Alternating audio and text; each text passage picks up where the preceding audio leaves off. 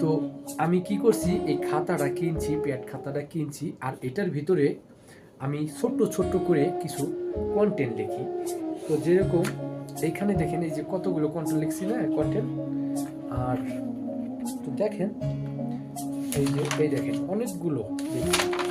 আর এই কন্টেন্টগুলো আমি এই জন্য লিখছি, হয়তো আমি এই প্রবাসে 12 ঘন্টা ডিউটি করি আর 2 ঘন্টা রান্না বান্না করি, মোট আর কি 14-15 ঘন্টা লেগে যায়, সময় পাই না। তো আমি যতটুকু সময় পাই আমি এই লেখালেখির কাজে নিজেকে ব্যস্ত রাখি।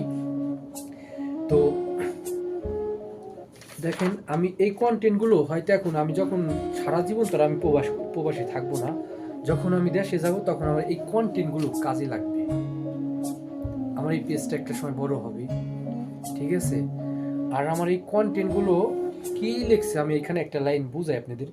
পকেটের ওজন বুঝে এখন দুনিয়া দিচ্ছে দাম, আয়না থাকলে তুচ্ছ অতি, ব্যক্তি নিজের নাম, টাকা থাকলে সালাম মিলে, অভাব হলে দূর। ঠিক আছে, কথার সাথে কিন্তু বর্তমানের মিল আছে।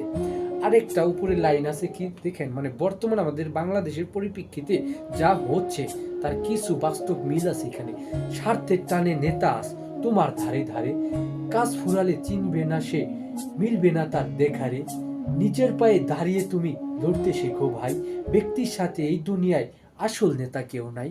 এই লেখার সাথে কথার সাথে কিন্তু মোটামুটি যাই হোক মিল আছে, ঠিক আছে।